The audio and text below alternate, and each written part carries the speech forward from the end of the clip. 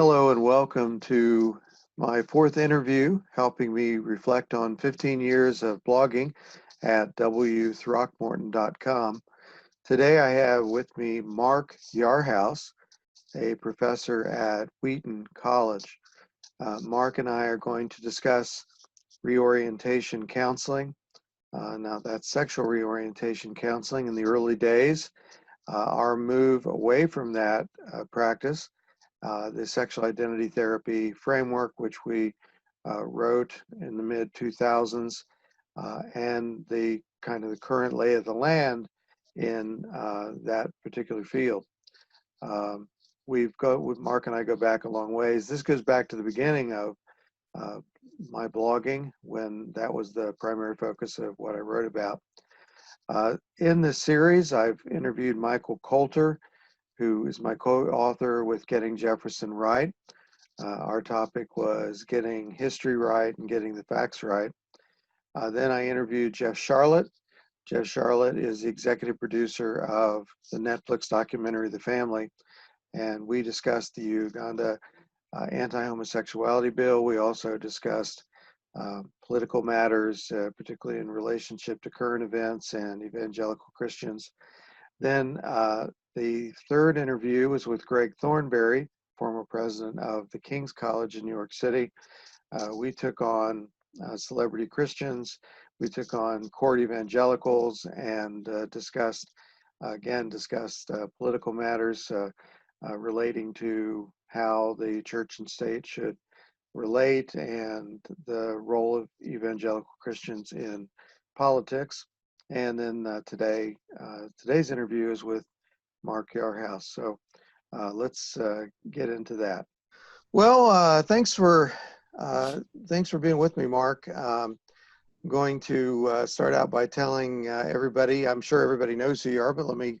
I don't think they know everything about what you've been into, and I actually was a little surprised and impressed when I looked over what you sent along here. Of course, you're a clinical psychologist who specializes in conflicts tied to religious identity and gender identity. For many years, you've been helping people who are navigating the relationships between their sexual or gender identity and their Christian faith. You're after a long time at Regent, you're currently at Wheaton College, the Arthur P. and Mrs. Jean May Reck Professor of Psychology there. You run the Sexual and Gender Identity Institute at Wheaton, a award-winning teacher and researcher. You're a past participant with the Ethics and Public Policy Center think tank in Washington, D.C., and you're named a senior fellow with the Council of Christian Colleges and Universities to conduct a study of students navigating sexual identity concerns at Christian colleges and universities. You've been a consultant. This is the part I didn't know about.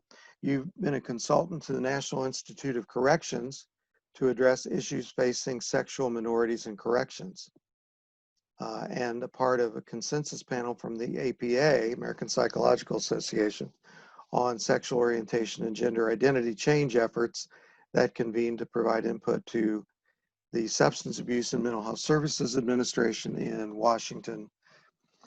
He is currently the chair of the Task Force on LGBT Issues for Division 36, which is the Psych and of Religion and Spirituality of the APA. You were also invited to write the featured white paper on sexual identity for Christ on Campus Initiative, edited by Don Carson of the Gospel Coalition.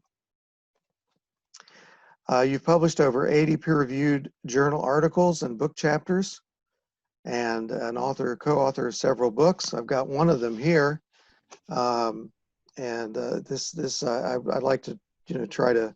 I've got several of your books on my bookshelf, but this is the one my name's in, so I thought I'd put this one on the screen. Understanding Sexual Identity, a resource for youth ministers, and Understanding Gender Dysphoria, Navigating Transgender Issues in a Changing Culture. Your most recent book is that one, and Costly Obedience, Listening to and Learning from celibate gay Christian. So thanks a lot for being with me today, Mark. I really appreciate it. Of course, we go back a long way. I was trying to remember when we met, and I couldn't I couldn't remember, but I do remember the 2000 symposium at the American Psychological Association conference in Washington, D.C. And I thought of, I thought of the, not exactly catcalls from the audience, but we weren't the, I guess how would I say it? It wasn't the friendliest of audiences. Is that your recollection? That's my recollection as well. Yeah, it was a pretty tough crowd. They really wanted much more of a fight between the presenters, and I think we had worked for a year to try to create a kind of civility and mutual respect while we spoke and everything. So I think on the panel, everybody was pretty professional and able to dialogue, be good dialogue partners. But boy, the audience was not prepared for that, and I think they really wanted something else. Yeah, my wife was sitting in the audience, and she said that she heard a lot of "I can't believe that," and I can't believe they're here, and who's behind this, and so she heard a lot of comments, that she wasn't, she didn't expect much different, but that's what she relayed. And what's the legacy of that? You really worked to build bridges at that time, and we took a position.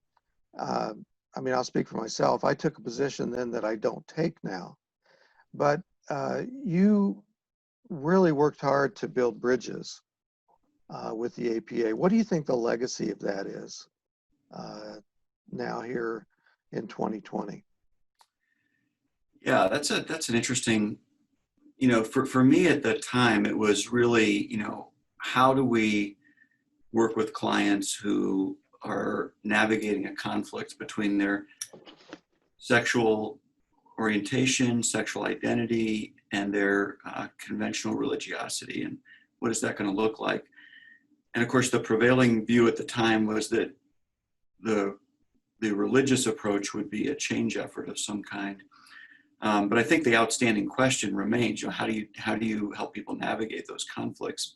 So my own work has moved in a different direction, but there are definitely people at APA and other places who are good dialogue partners, particularly clinicians who are asking the same questions. They work with people, whether it's in the LDS community or Christian community or other communities. They're a part of Jewish community, Muslims, and they work with people whose conventional religiosity really becomes this point of tension for them around their same-sex sexuality or gender identity questions. And I think thoughtful clinicians, compassionate clinicians really do ask the same questions. How do we do this?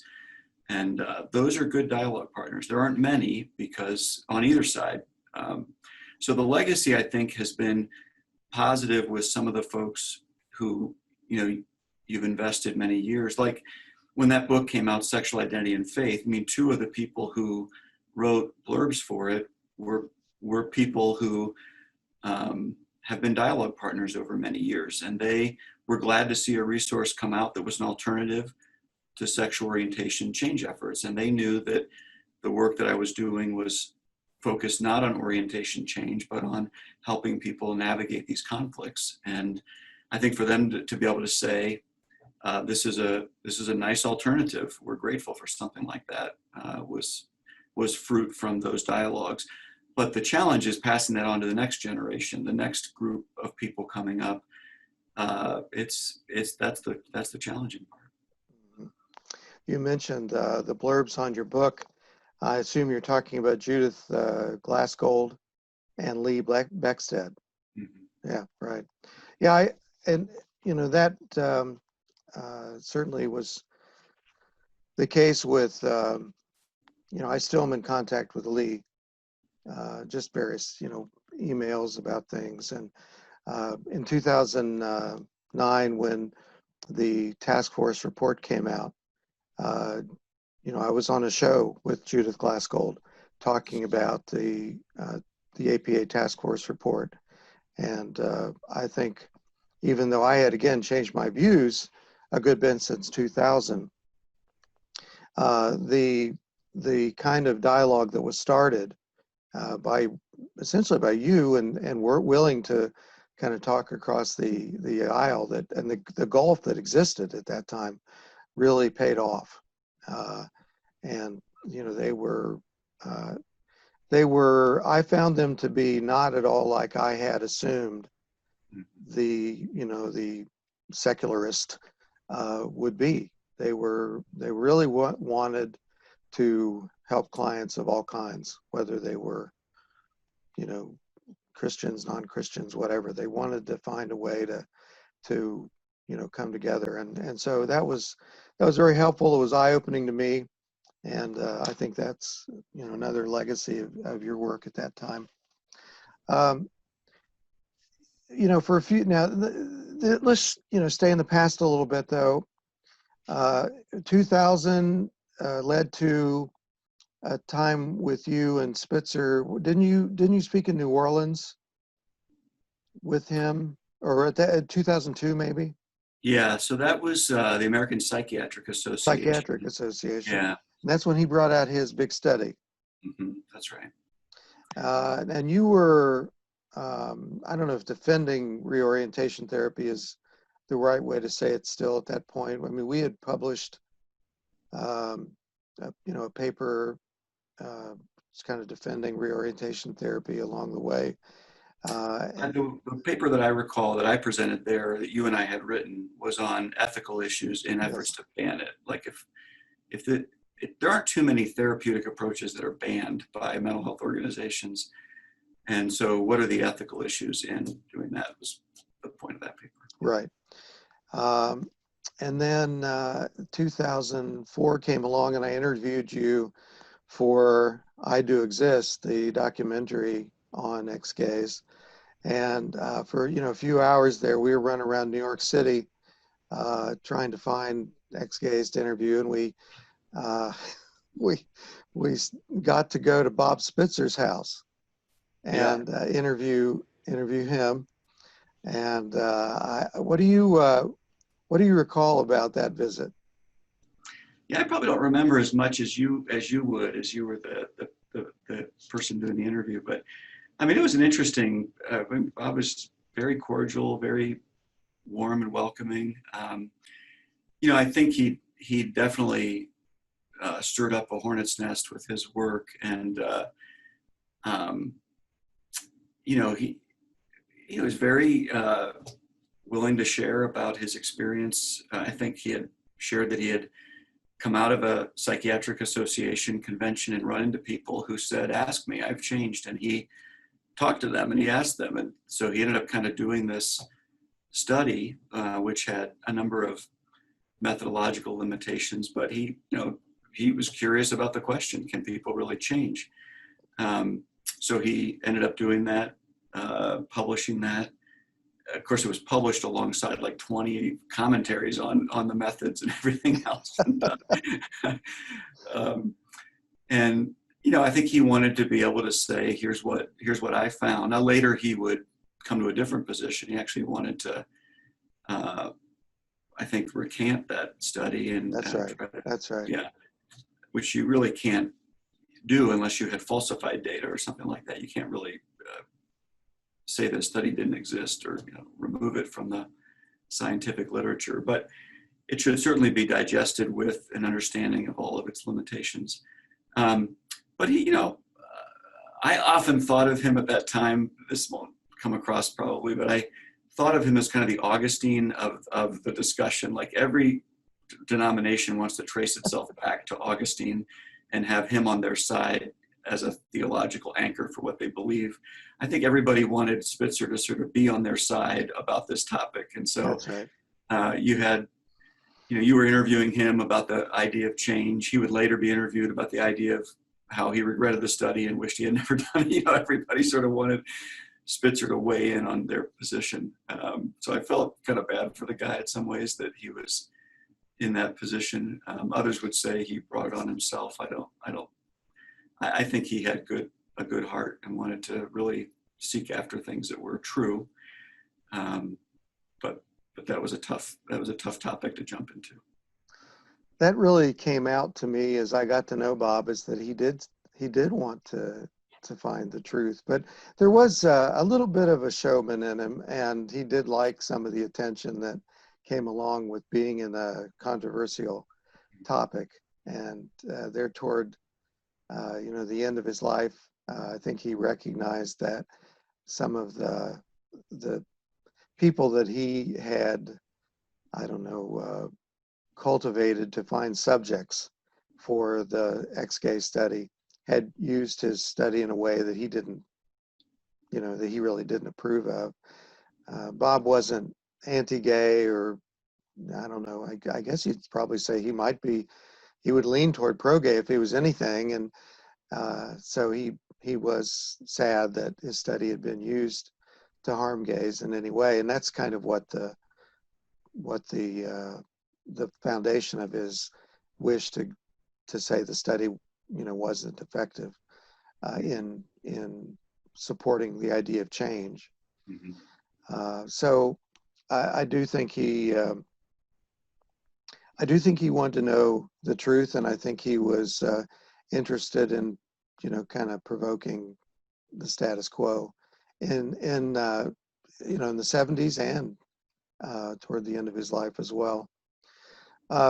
In that documentary, you had a few places where you talked about sexual identity. And I think that's a concept that you will be known for, probably one of your signature concepts. You talked about a three-part or a three-tier model. And I'm going to see if I can show a clip here of that and have you respond to it and see how you feel like it's held up. So what I tend to do is I make a three-tier distinction between experiences of same-sex attraction, a homosexual orientation, and a gay identity. And what happens in our culture today is that these three things that ought to be distinct are collapsed into one thing, so that experiences of same-sex attraction are automatically taken to mean the person is gay. And all they've got to do is realize that and come to accept who they really are as a person. Okay. All right. So how do you think that tripart model has held up over the years? Yeah, I mean, when I hear the clip, when I see the clip, it does come across to me as a bit oversimplified, but it's definitely been an area that I've studied quite a lot. Initially, sexual identity development, which sexual identity is the act of labeling yourself based on your sexual preferences. So when people say that they're gay or bi-curious or queer or questioning or straight for that matter, they're using sexual identity labels. And so part of what I was trying to do is deconstruct that a bit into some of its parts and to sort of invite people to explore aspects of that. So I still use some of that today. I mean, there's people, even the book Sexual Identity and Faith, I make that distinction. I talk about its use with some clients. Some clients find it very helpful. They either prefer to be descriptive about their same-sex sexuality, or they do use gay to explain their orientation, but they may not themselves at this moment align with or resonate with maybe the mainstream LGBTQ community. And so the word gay carries with it a certain level of cultural salience that they may or may not gravitate towards, or they might use it in a different way, like celibate gay Christians, for example, very comfortable using the word gay, and yet they run into conservative Christians all the time who criticize them for that use of that language. And then, of course, they run into many in the mainstream LGBTQ community who criticize them for pursuing a kind of celibacy. But I think the distinction can be helpful if it's properly nuanced. And of course, there's many people who I've made that distinction to in therapy, and they've said that it isn't something that they feel Mm. that they would make, and they're very comfortable with the current language and categories for thinking about their sexuality. So I think maybe younger people today, that would be true. So whether it's something that will be sustained, I don't know. But for some people, it's been pretty useful. So in a way, it can be a rhetorical help, like an internal device that people can use to help them understand what they're experiencing. Yeah, I remember one gay man I worked with for a while who was conflicted around his sexuality. He said to me, you know, I wouldn't go down to the gay bar and talk to my friends about that because to them it would be like splitting hairs. But for me, you're giving me the intellectual space that I need to sort of make decisions about what my sexuality means to me, how I think about my identity. And so it was useful to him for a season.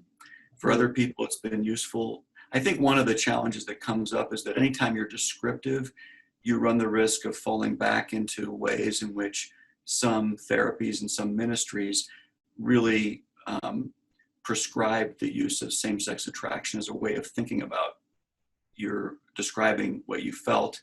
And so it does have that quality of the ex-gay narrative to it that some people really balk at, understandably.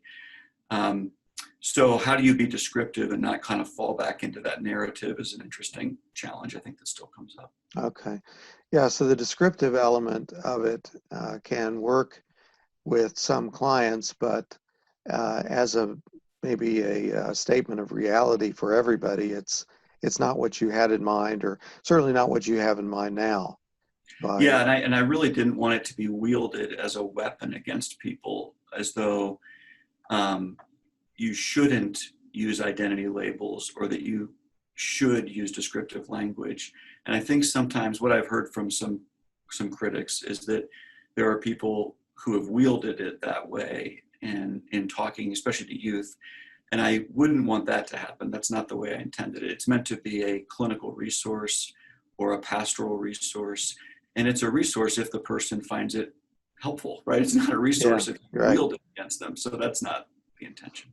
Yeah, and you know, I think that that probably at that time, I thought of it that way. I thought about well, you know, if the ex-gay movement can use it to wield it, as you say, then maybe that's a rhetorical strategy that could be helpful in the culture war. Because in 2004, that's where I was. I was very much looking for those kind of strategies to help in that. But you know, when you say critics, then kind of threw that back at you know, I don't know about you. Well, sometimes maybe you, but certainly at me, I realized, you know, how that could be damaging if used as a statement of reality for everybody. Yeah, I was in a think tank years ago with a young gay Christian leader who pushed me on that and had talked about his experience counseling older adolescents and emerging adults whose either parents or minister had sort of used it that way. And I took that to heart. So ever since then, I've used that cautionary piece that I just shared with you about not weaponizing it, because you know, I know other people for whom it's been very helpful to have that distinction. They either use descriptive language or they use identity labels, but it was helpful for a season. But it never was my intention for it, even at the time, for it to be weaponized in the way that I had heard from this person. You know. So. Mm-hmm. Yeah, you know, I think that looking back, I think you were always much more careful about those kind of things. I think, you know, scholars, we have to be careful that advocates for a cause aren't taking what we have to say and weaponizing whatever it is we say for the cause. And I was, for a while, I was very content to let people do that and even help it out. I mean, that's what I Do Exist was about. But that's one of the things that I saw was not just the actual change of viewpoint that I had, but also my relationship with kind of the institutional, I don't know, culture war aspect of the church, is that I could see, well, I'm kind of being used here. I mean, there's an effort to take the data, whatever, about whatever topic it is, and use it for something else, whether it be in psychology, what we're into, or history, or really any other area of study, and forget the nuance. Let's go for the advocacy. Let's make our points. Um, and so eventually, of course, I Do Exist came off the I didn't use that anymore.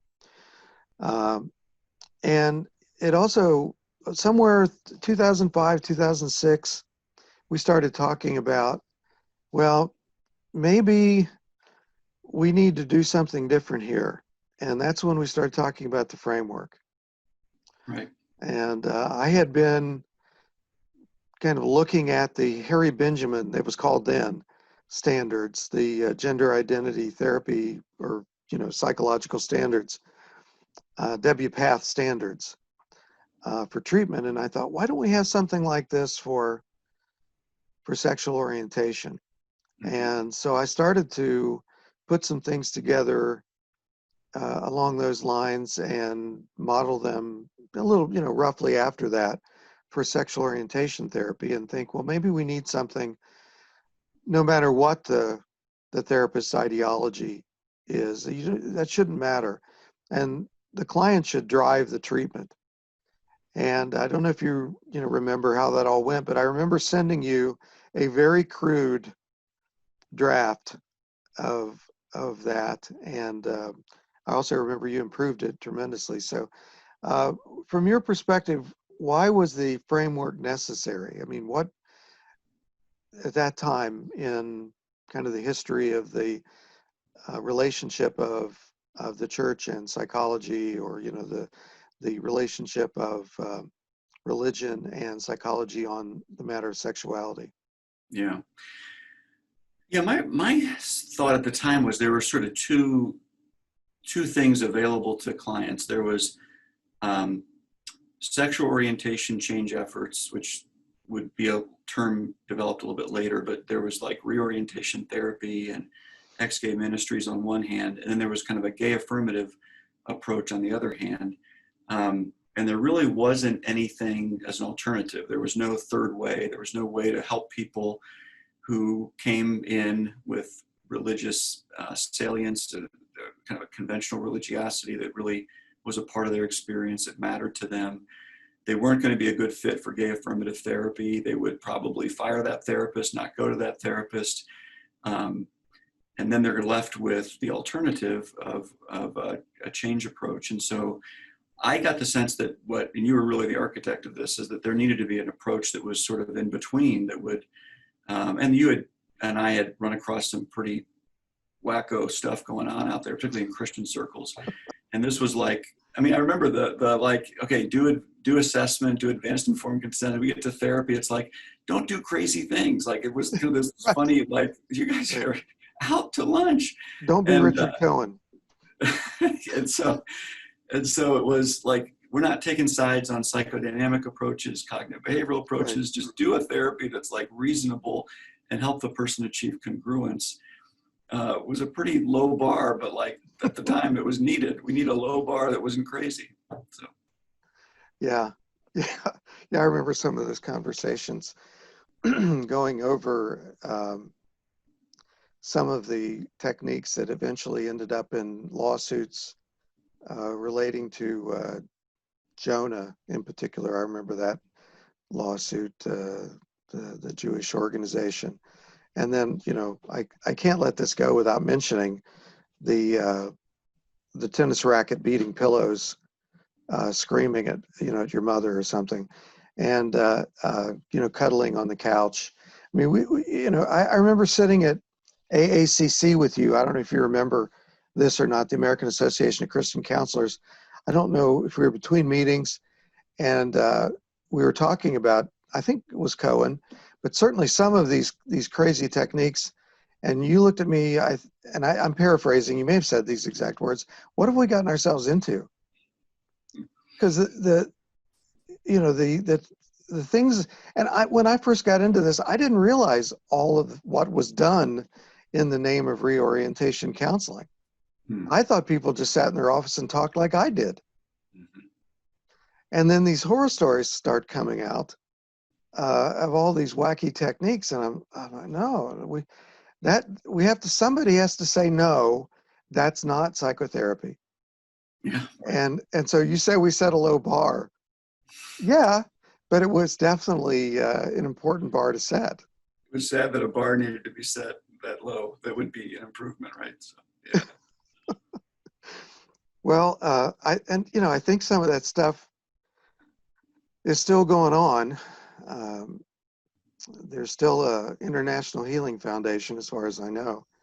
I don't know what all they do, but anyway, I think some of that stuff's still happening, but not if you're an SIT therapist.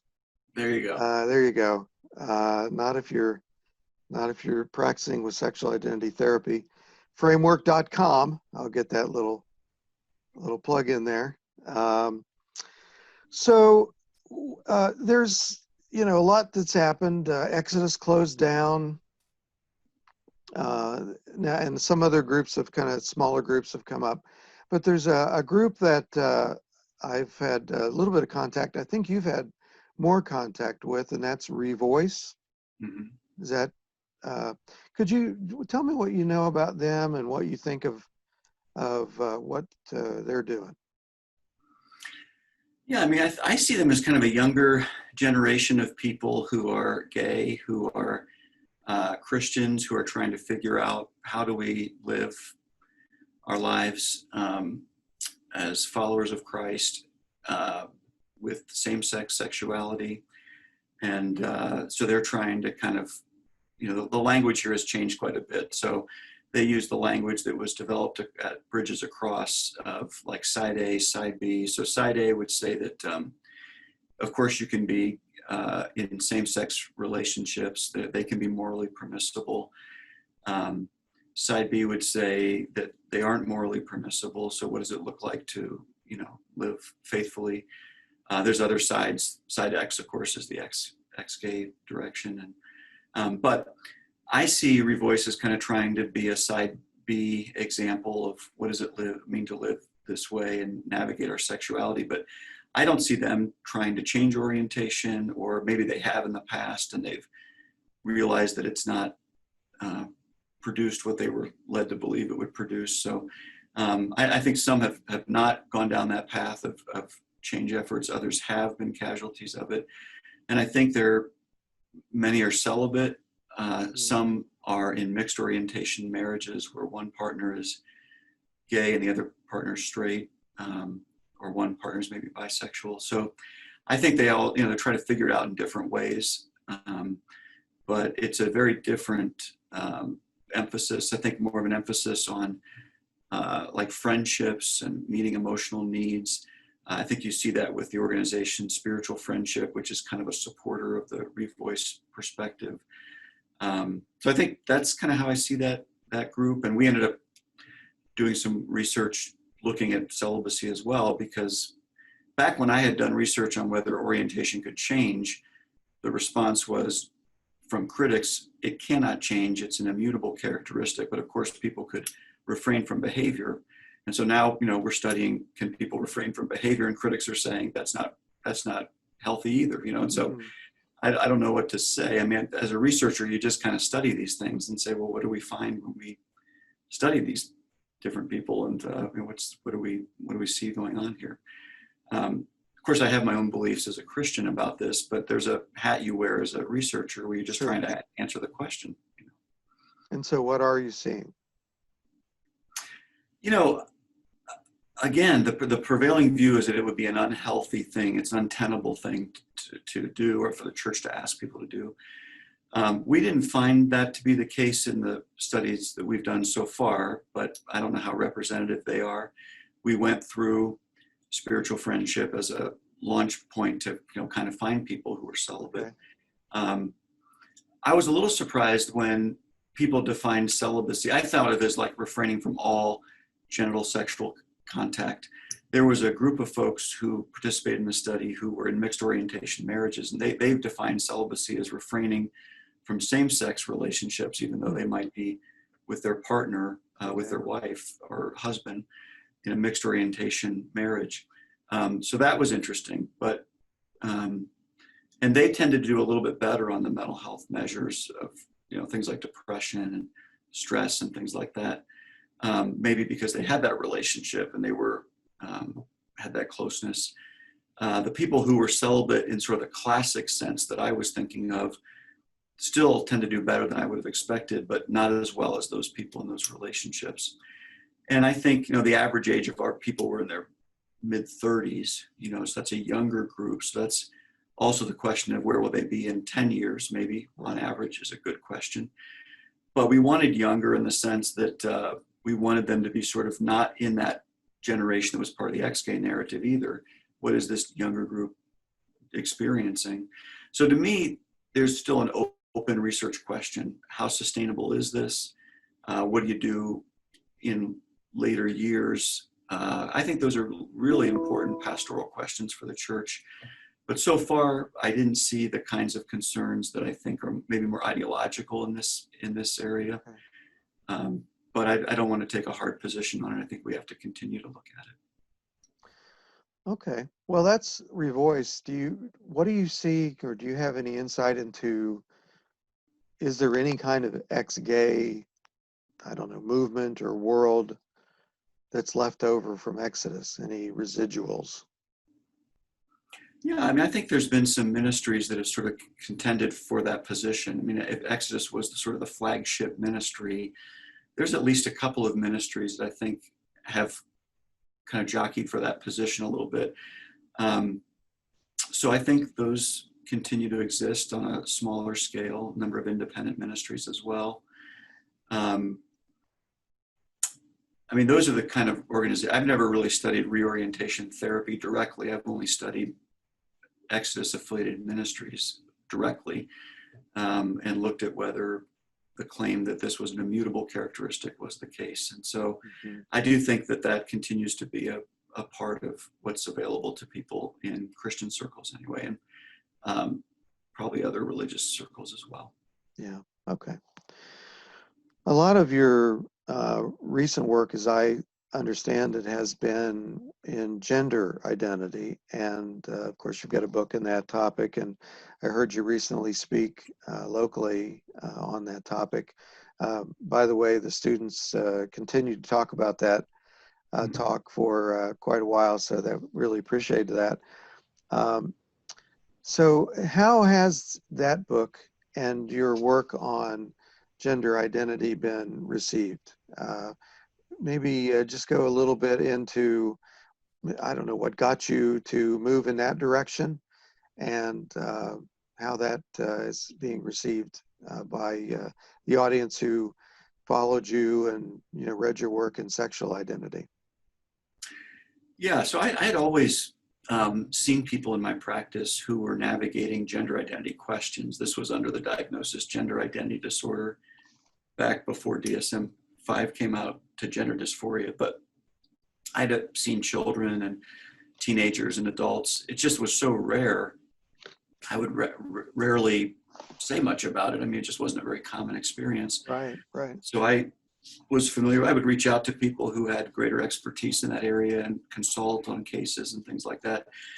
But I think what changed was I was doing workshops for people in youth ministry, and they would ask me to come and speak on sexual identity. So I would talk for 2-3 hour trainings on sexual identity. And I'd get to the Q&A, and all the Q&A was on transgender experiences. And I realized, okay, these are the folks signaling where the culture is moving.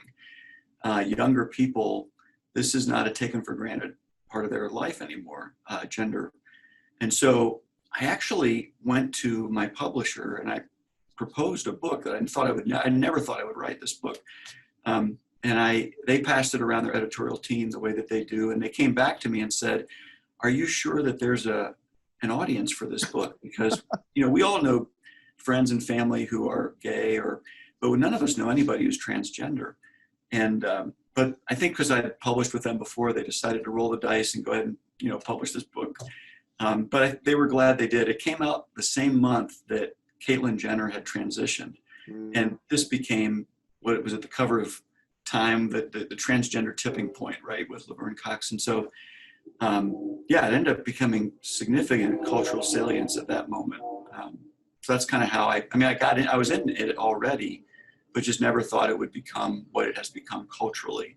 And now I do, this is really what my work is today. I work primarily with either sexual or gender identity, but I do evaluate people for whether it's gender dysphoria, whether there's a better explanation for what's going on and sort of how to respond to it. And I would say, how was it received? Well, I would say most people have been very positive about it in Christian circles. I don't think they knew anything about it. They didn't know what gender dysphoria was. They didn't know transgender experiences. So in that sense, it was educational. But there have definitely been voices that have seen me as, have been critical of it, that I was, that my views are maybe moving away from historic Christian thinking about this. And I guess my response to that has been, I don't think that Scripture says a lot about gender identity. I think it does give more information around sexual behavior in particular, but not much on gender identity. So I kind of recount that in the book. I talk a little bit about what we know and don't know from Scripture. I try to engage it a little bit theologically, and I spend most of my time on the science and then on clinical practice.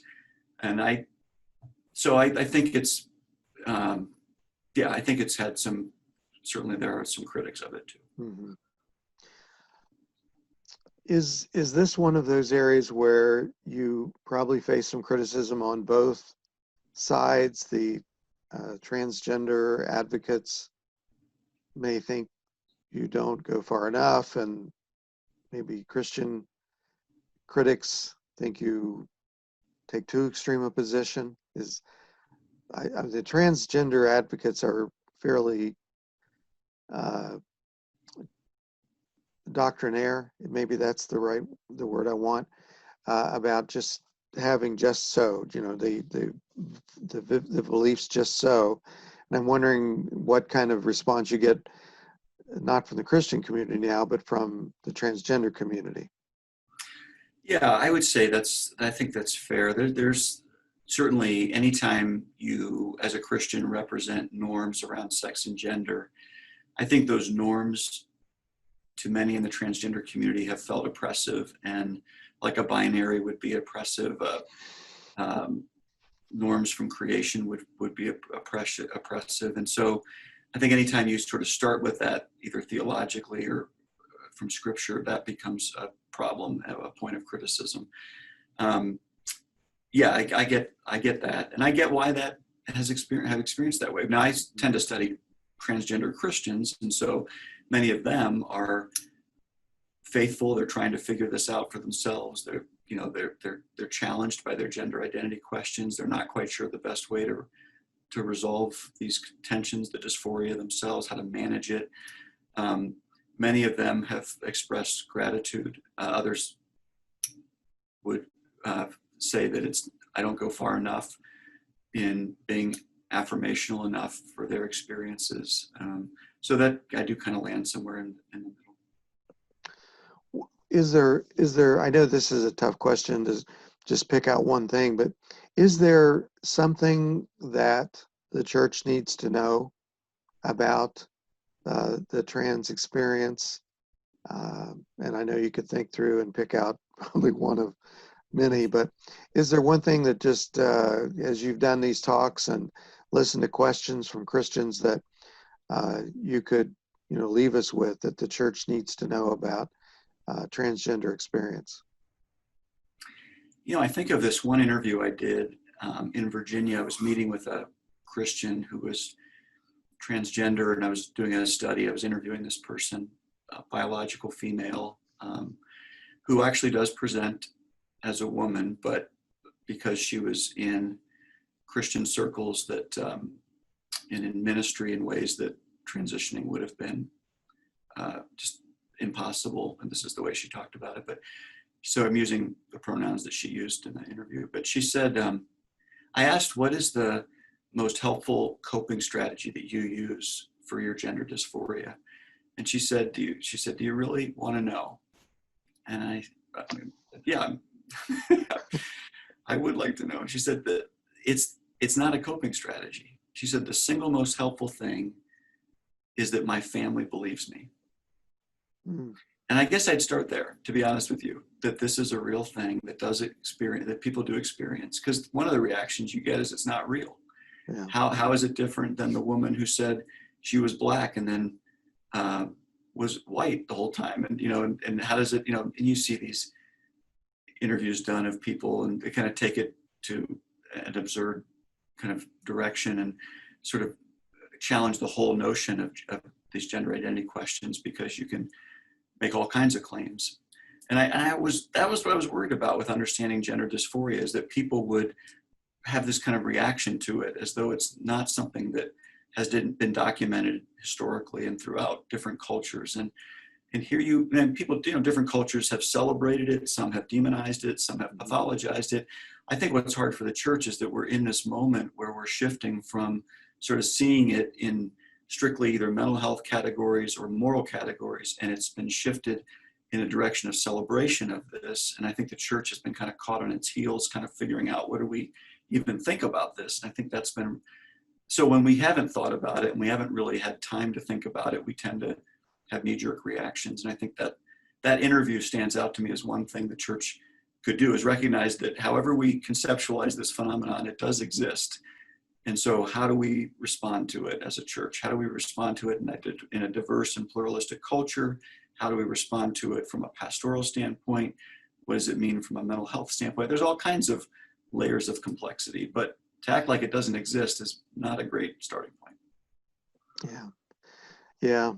There's a parallel there, I think, with our work in sexual orientation. At least, I think back to many of the gay men and women who came to me and said, this really is how I feel. This I didn't choose this. And I remember having many conversations early on with well-meaning Christians who felt like being or having same-sex attraction was a choice. Yeah. And there's kind of a parallel there, I think. And That's and right. so there is, whatever you do with it, you just have to realize that it's there and it's real, and it's a real experience that people are having. Well, I appreciate very much that you took some time to spend and reminisce a little bit. I remember, I don't know what restaurant it was, but in New York City, and we were talking about music, I think, and you said you listened to Bruce Cockburn. That's right. Yeah. Yeah, and I was like, "What? You do too?" It's like I didn't know anybody knew about him besides me. That always stuck with me. So what are you listening to these days? Well, I'll never turn down some Bruce Cockburn. That's for sure. That continues to be. My sister introduced me to him many years ago, and so it's a connection, but for me and her, and that's been really meaningful. Yeah, my wife and I do try to take in classical music. Actually, we do some symphonies and orchestras from time to time. That's been kind of mind ordering and very encouraging to me and positive. So I do that. I like some hip hop. I like some. It's been interesting to watch people like Lecrae and some hip hop artists for whom their speaking out on racial injustice has cost them. And I feel, deeply saddened by that. It's been interesting to hear them, when they talk about things that are within the mainstream of what evangelicalism supports, they get a lot of accolades. And then when they talk about things that push back against that, they get criticized. And can't even imagine. I mean, I sort of feel like our work in some ways is just we've gotten a taste of that. If you push back against prevailing narratives, you really run into some buzzsaws. And it's nothing compared to what some of the artists do in this area around something as significant as racial injustice. And that's been really striking to me.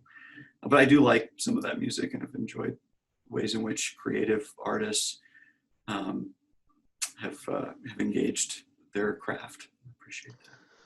Well, that's quite a variety. Bruce Coburn, classical to hip hop. I like it. I like it. All right, my brother. Really good to talk to you, and hope you have a great rest of your day. Yeah, great to be with you, Warren. Thank All you. right, take care. Bye-bye. Bye.